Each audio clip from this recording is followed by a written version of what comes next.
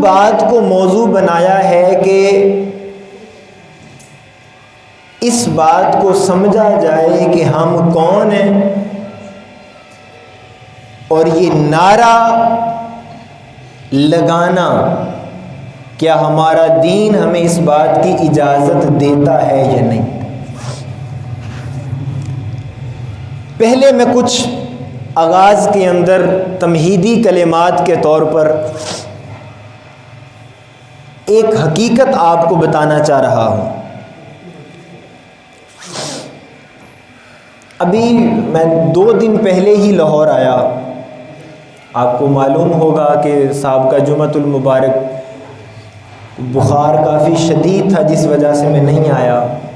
پھر میں اپنے گھر چلا گیا تھا میڈیکل ٹریٹمنٹ کے لیے۔ تو مجھے لاہور آ کر ہی 1 ہفتہ مجھے بھی خبر نہیں رہی، نہ ہی میں میڈیا سے کوئی میرا رابطہ۔ مجھے لاہور آ کے آتے ساری مجھے جس میسیجز پہ میسیجز اور ویڈیوز، وہ سارا میں نے 2 راتوں سے بیٹھ کر اس سارے سبجیکٹ کو اسٹڈی کیا کہ معاملہ کیا چل رہا ہے اور لوگ کس طرف جا رہے ہیں، کرنے والے کیا کرنا چاہتے ہیں۔ اب اس کا بیک گراؤنڈ کے طور پر میں آپ کو ایک جو بات بتانا چاہ رہا ہوں۔ آپ ایک بات سوچیں کہ آپ کی بیٹی یا آپ کی بہن، آپ اس بات کی اجازت دیں گے کہ وہ یہ بات کرے میرا جسم میری مرضی؟ ایک لمحے کو اس بات کو سوچیں کہ غیرت مند، ابھی مسلمانیت کی بات نہیں کر رہا، ابھی صرف بات کر رہا ہوں میں غیرت مند انسان کی، کیا وہ اپنے گھر میں اپنی بیوی، اپنی بہن یا اپنی بیٹی اجازت دے گا کہ وہ یہ نعرہ لگائے میرا جسم میری مرضی؟ وہ مر تو جائے گا لیکن کبھی اجازت نہیں دے گا۔ تو سوال یہ ہے کہ پھر مسلمان ملک کے اندر جہاں سارے مسلمان ہوں، اس نعرے کو اتنا فروغ کیسے ملا کہ یہ میڈیا کے اوپر آ گیا، اور اس عورت سے پوچھنے والا کوئی نہیں ہے کہ بی بی تو نے یہ جو نعرہ لگایا ہے اس کے پیچھے مقاصد کیا ہے؟ اب آپ نے سنی ہے یا وہ ویڈیو نہیں سنی، بہرحال میں نے سنی ہے، جس میں عورتیں چیخ چیخ کر یہ کہہ رہی ہیں میرا جسم میری مرضی۔ اور اگر منبر رسول سے اس بات کو بیان نہ کیا جائے تو میں یہ سمجھتا ہوں سب سے بڑی زیادتی ہے، عوام کے ساتھ بھی اور اس منصب کے ساتھ بھی۔ دوستان محترم، اللہ رب العزت نے عورت جب یہ بات کرتی ہے کہ مجھے میرے حقوق دو، میرے حقوق ہیں تم پر، تو یہ بات غلط نہیں ہے، اس کے واقعی حقوق ہیں، اس کی عزت ہے، اس کا مقام ہے اس معاشرے کے اندر۔ حقوق کی بات ہو تو اس میں کوئی اختلاف نہیں، کوئی مسئلہ نہیں ہے، لیکن جب میرا جسم اور میری مرضی جیسا نعرہ ہو تو اس کے اندر حقوق کا معنی نہیں پایا جاتا، اس کے اندر بے حیائی، غلاظت اور گندگی کا معنی پایا جاتا۔ اب ہم دیکھتے ہیں کہ یہ جو ایک ماڈرن تصور انٹروڈیوس کروایا جا رہا ہے، پہلے تو ہم یہ دیکھتے ہیں کہ عورت کیا تھی اور اسلام نے عورت کو کیا بنا دیا۔ پہلے تھوڑی سی اس بات کی خبر لیتے ہیں کہ عورت کیا تھی۔ اس سے پہلے میں بنیاد رکھ رہا ہوں قرآن پاک کی آیت مبارکہ سے۔ اللہ رب العزت قرآن مجید میں ارشاد فرماتا ہے وَعَاشِرُوهُنَّ بِالْمَعْرُوفِ، عورتوں کی بات ہو رہی ہے۔ اللہ تعالیٰ قرآن پاک کے اندر یہ حکم دے رہا ہے کہ عورتوں سے محبت اور پیار سے کلام کرو۔ قرآن پاک کے اندر یہ سورہ نساء ہے۔ اب آپ قرآن کا یہ تصور اور اسلام کا یہ تصور سمجھنے کے لیے یہی بات کافی ہے کہ اللہ نے عورت کو کیا عزت اور کیا مقام دی کہ خود خدا قرآن کے اندر ان کے ساتھ بھلائی کا حکم اتار رہا ہے۔ اس سے بڑی دلیل کیا ہوگی؟ قرآن سے بڑھ کر مسلمان کے لیے اور کچھ نہیں ہے۔ سب سے بڑی دلیل اس وقت قرآن ہے ہمارے پاس۔ تو خدا قرآن کے اندر جب عورتوں سے بھلائی کا حکم دے اور زبردستی کا تصور توڑا جائے تو کون بدبخت ہے جو مسلمان ہو کر عورتوں کے اوپر ظلم کو جائز تصور کرے؟ اب جب قرآن پاک اس تصور کو بیان کرتا ہے تو آپ اب اس بات کو دیکھیں، رجل کہتے ہیں آدمی کو، کس کو کہتے ہیں؟ تو رجال کا کیا معنی ہوا؟ کافی سارے مرد، کافی سارے آدمی۔ قرآن پاک کے اندر سورہ نساء تو ہے مگر سورہ رجال نہیں۔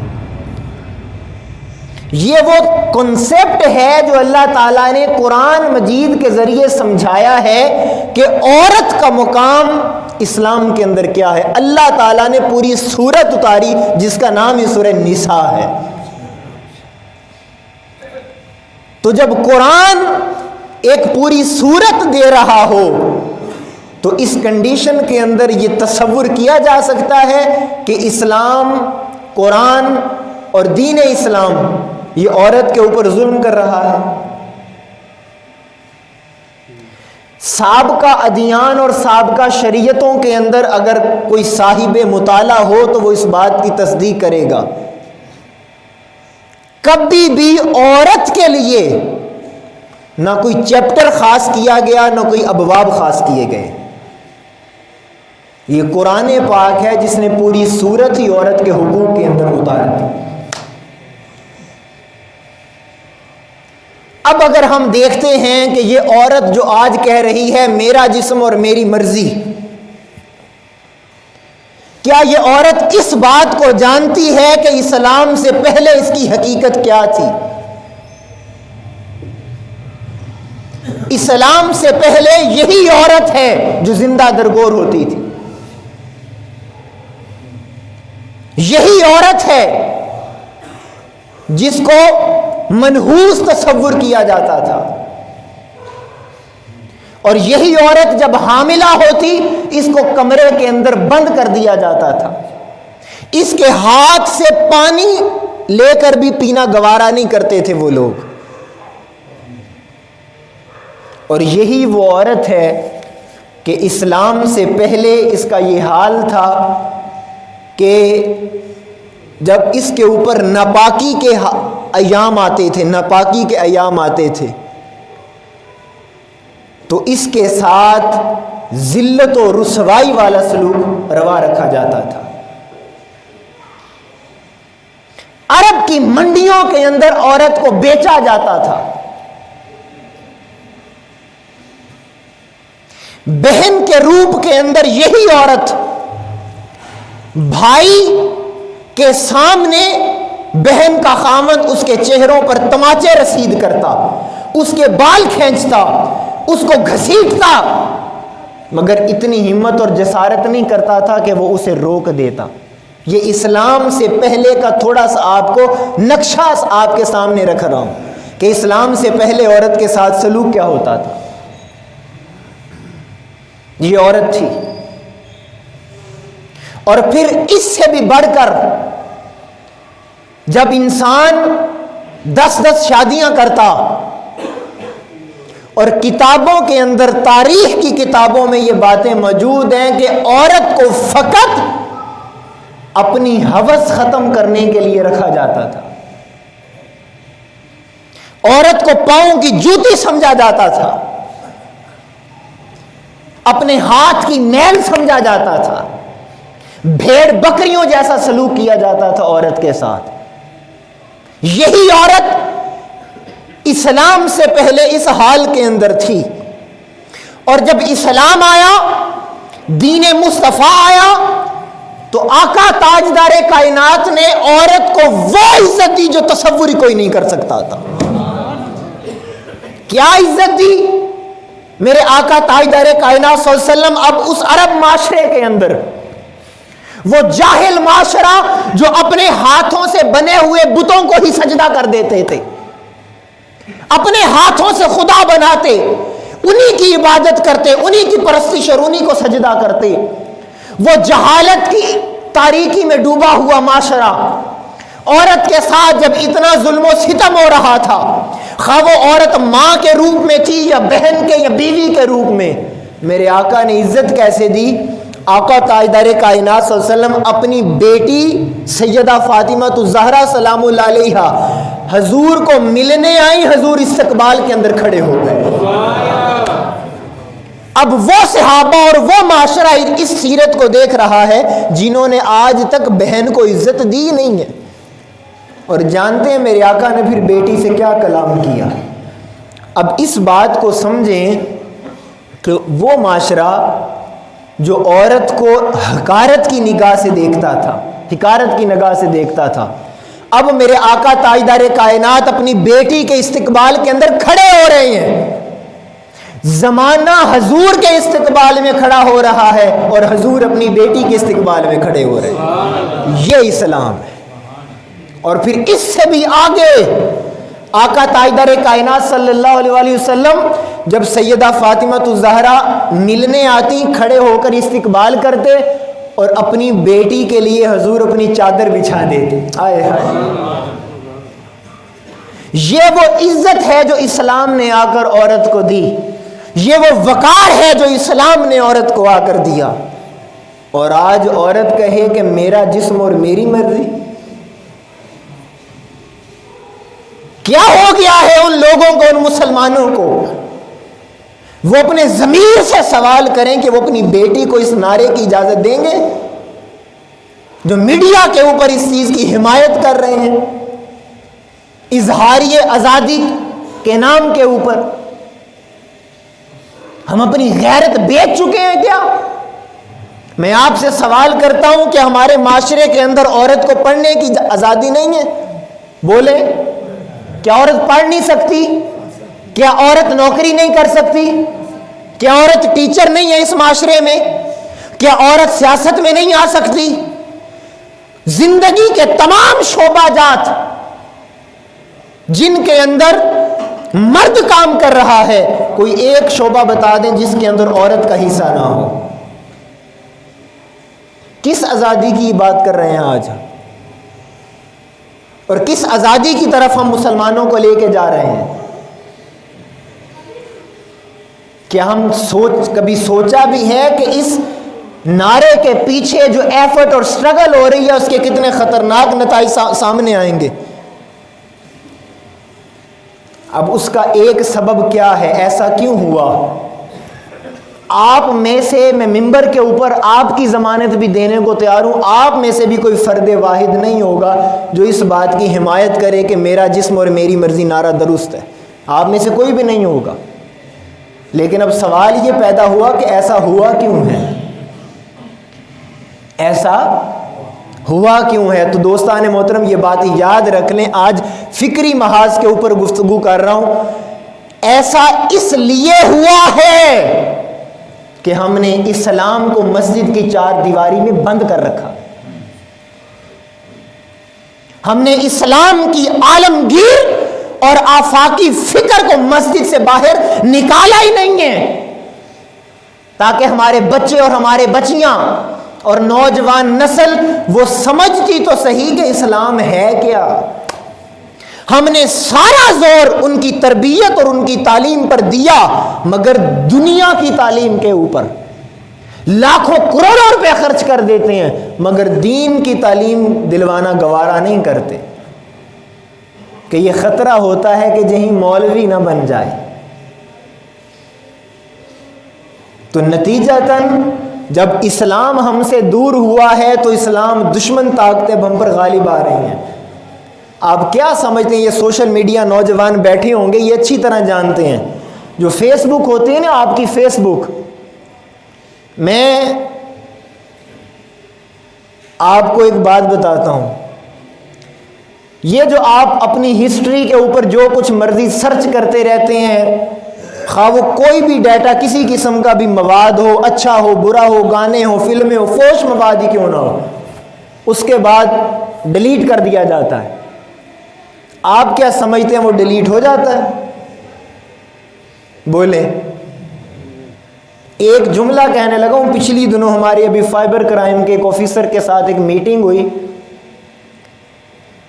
ہم حیران رہ گئے کہ 500 سٹوڈنٹ اس بندے کے سامنے بیٹھے تھے اور اس بندے نے 5 منٹ کے اندر 500 سٹوڈنٹ کی ہسٹری نکال کر سب کے سامنے رکھ دی،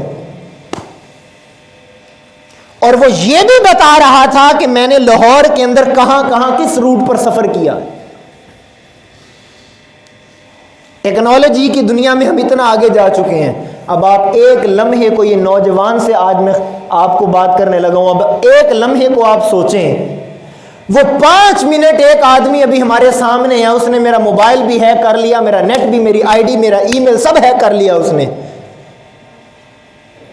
آپ ایک لمحے کو سوچیں جتنی بے حیائی پاکستان کے اندر ہو رہی ہے، انڈیا سے کوئی ایک بندہ یہ ٹویٹ کر دے یا یہ فیس بک پر پوسٹ لگا دے کہ آج پاکستان کے اندر 100 لوگوں کی بے حیائی اور گندی فلمیں میں اپلوڈ کر رہا ہوں، کیا بچے گا ہمارے پیچھے؟ اور ہم اپنے آپ میں بڑے فن خواہ بن کے بیٹھے ہوتے ہیں کہ میرے ابو کو نہیں پتا، میری ماں کو نہیں پتا۔ ارے آج تو وہ آپ نے حدیث پاک سنی ہے نا، قیامت کے روز وہ اللہ تعالیٰ بندے کے سامنے اس کا نامہ اعمال کھول دے گا۔ آج تو سائنس بھی مان رہی ہے کہ ڈیلیٹ کچھ نہیں ہوتا، ہر چیز نکالی جا سکتی ہے۔ تو آپ اس بات کو سوچیں، جب بے حیائی کے اندر اتنے آگے جا چکے ہیں، آپ اس اگلی بات بھی سنیں، آپ کی لاہور کی ایک یونیورسٹی، اس کے اندر بینر اور ایک پوسٹر لگا ہوا ہے، کسیز آر ناٹ الاؤڈ۔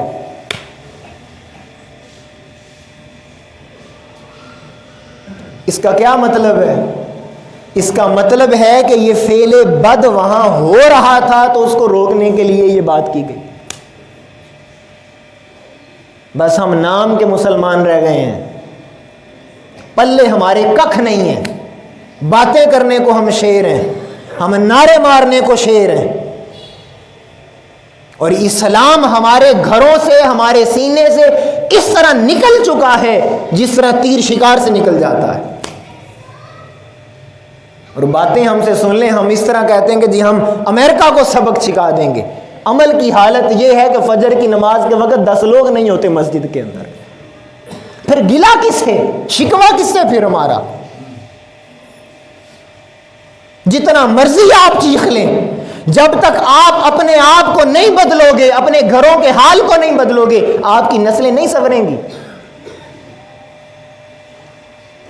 اور آپ جس اسلام کو مانتے ہیں اس کے اندر عورت کا وقار کیا ہے؟ ابو داؤد شریف کی حدیث پاک ہے، ایک عورت پردے کے اندر میرے آقا کی بارگاہ میں آئی، یا رسول اللہ میرا بیٹا کہاں پہ ہے؟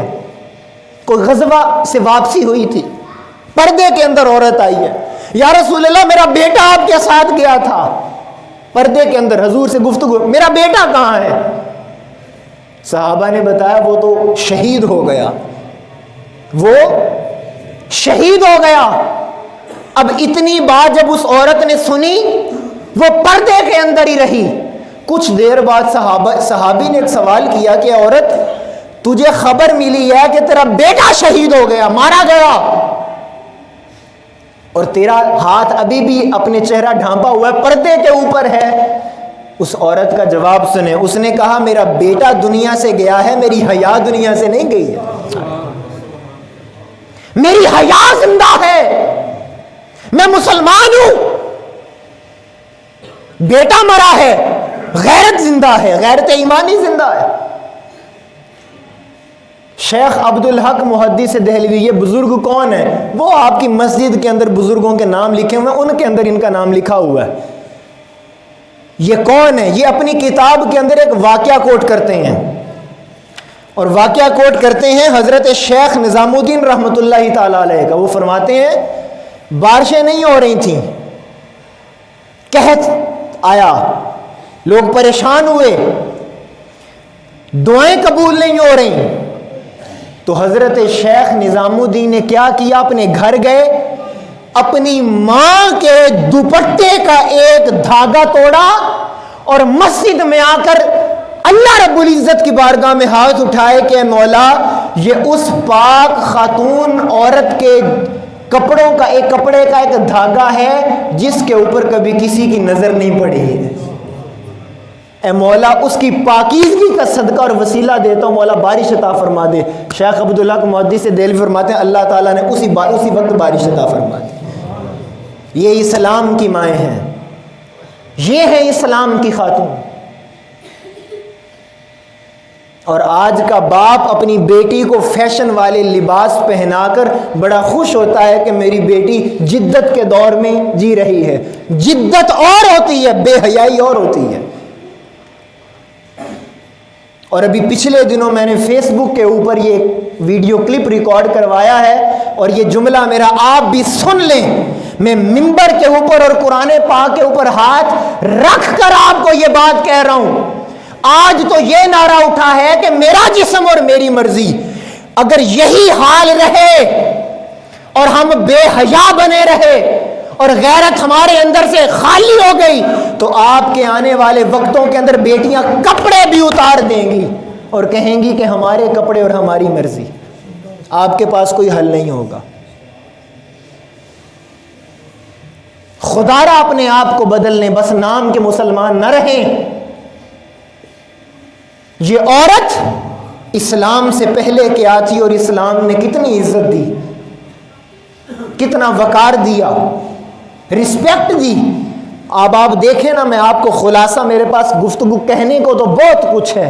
دل کے پھپھولے جل اٹھے سینے کے داغ سے، اس گھر کو آگ لگ گئی گھر کے چراغ سے۔ کس سے گلہ کیا جائے، کس کو حال دل سناؤں، کس کے سامنے رہوں، کس کو کہوں کہ میرے دیش کا کیا حال ہے۔ عورت ہمارے معاشرے کے اندر یا تو ماں ہے، یا بیوی ہے، یا بہن ہے، یا بیٹی ہے۔ اسلام سے پہلے ماں کے ساتھ کیا سلوک ہوتا آپ کو بتا چکا، اب اسلام کے بعد کا حال سنیں۔ اسلام سے پہلے جب باپ مرتا، بیٹا اپنی سوتیلی ماں کو اپنی نوکرانی بنا لیتا تھا، اسے شادی کر لیتا تھا سوتیلی ماں سے۔ یہ اسلام سے پہلے کا میں موازنہ آپ کے سامنے پہ، یہ اسلام سے پہلے کی حالت ہے۔ اسلام کے بعد کی یہ حالت ہے، آقا نے فرمایا بچے تیری جنت تیری ماں کے قدموں کے نیچے۔ بہن کا اسلام سے پہلے حال یہ تھا، بہن کا، کہ بھائی کے سامنے گھر کی نوکرانی بنا دیتا تھا، بھائی کچھ نہیں کرتا تھا۔ اسلام کے بعد کیا حال ہے؟ آقا تاجدار کائنات کی آپ کو پتہ ہے کہ سوتیلی بہن تھی حضرت شیمہ، غزوہ حنین کے قیدیوں کے اندر آپ کی بہن شیمہ بھی قیدی بن کر آقا کی بارگاہ میں آئیں، تو انہوں نے بتایا کہ تم جس نبی کا کلمہ پڑھتے ہو نا وہ میرا بھائی ہے، وہ میرا بھائی۔ وہ آقا کی بارگاہ میں لے گئے، یا رسول اللہ یہ فرماتی ہیں آپ ان کے بھائی ہیں؟ میرے آقا نے، اب وہ بچپن کا زمانہ تھا، اور ایک حسین چھوٹی سی ضمناً بات، یہ حضرت شیمہ کون ہے؟ یہ حضرت سعدیہ جب آقا کو لے گئی تو ان کی یہ بیٹی ہیں، وہاں سے آپ کو بہن ہے، آپ کی رضائی بہن ہے۔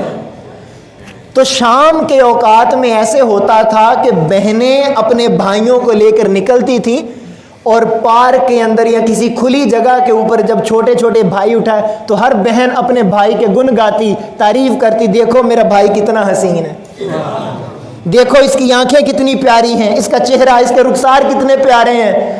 ساری بہنیں اپنے بھائیوں کی تعریف کرتی تھیں۔ تاریخ میں آتا ہے جب بہنیں اپنے بھائیوں کی تعریف کرتی تھیں اور وہاں حضرت شیمہ پھر آقا کو لے کے جاتی تھی. آئے ہائے ہائے. جب حضور جاتے تھے اور حضرت شیمہ ایک ہی جملہ کہتی تھی, کسی کا بھائی میرے جیسا ہے تو بتاؤ. یہ وہ حضرت شیمہ ہے. آقا کی بارگاہ میں گئی نا تو آقا تاجدار. اب دیکھیں اسلام سے پہلے وہ جاہل لوگ بہن کے ساتھ کیا سلوک کرتے تھے. اب حضور اپنی سیرت دے رہے ہیں. سوتیلی بہن, رضائی بہن ہے.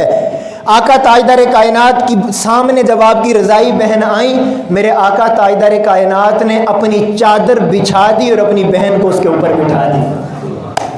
میرے آقا اپنی بہن کو دیکھ کر رونے لگے, آنکھوں سے آنسو رواں ہوئے, اور میرے آقا نے 2 آپشن اپنی بہن کے سامنے رکھے. کہا بہن 2 آپشن ہیں تمہارے پاس. اب وہ آپشن کیا ہیں؟ یا تو یہاں ہمارے پاس مہمان بن کے رہو. آئے ہائے, قیدی بن کے آئے ہیں لوگ, انہی قیدیوں میں اب آقا اپنی بہن سے خطاب کر رہے ہیں. 2 آپشن ہیں, یا تو ہمارے پاس بہن بن کے رہو. دوسرا آپشن یہ ہے کہ ہم تمہیں عزت اور اکرام کے ساتھ اپنی بارگاہ سے تحفے دے کر تمہیں تمہارے شہر کی طرف روانہ کر. آئے آئے. تو حضرت شیمہ نے کہا مجھے آپ کلمہ پڑھا کر عزت اور اکرام کے ساتھ اپنے شہر کی طرف روانہ کر دیں. میرے آقا نے 3 غلام دیے, 1 باندی دی اور بھیڑ بکریاں دے کر دعاؤں کے ساتھ اپنی بہن کو رخصت کیا. اسلام کے بعد یہ بہن ہو گئی. دوستان محترم, حضرت رابعہ بصری کے پاس ایک عورت آئی. رابعہ بصری عورت کے تو پلے ہی کچھ نہیں ہے, عورت کے دامن میں کچھ بھی نہیں. فرمایا کیا ہوا, ایسا کلام کیوں کرتے ہو؟ فرمایا عورت نہ نبی بن سکتی ہے نہ امام بن سکتی ہے. ہائے ہائے. اب حضرت رابعہ بصری کا جملہ سنی اور تڑپ جائیے گا. حضرت رابعہ بصری نے کیا کہا کہ بھئی کیا کہتے ہو کہ عورت نبی نہیں, امام نہیں, اور عورت کے پلے کچھ نہیں ہے؟ حضرت رابعہ بصری نے کہا سنو, نبوت جس کی گود میں پلتی ہو اسے عورت کہا جاتا ہے, امامت جس کی گود میں جوان ہوتی ہو اسے عورت کہا جاتا ہے. اور آج کی مسلمان عورت یہ کہہ رہی ہے میرا جسم اور میری مرضی. کس طرف ہم مسلم معاشرے کو لے کر جا رہے ہیں؟ اللہ تعالیٰ کی بارگاہ میں دعا ہے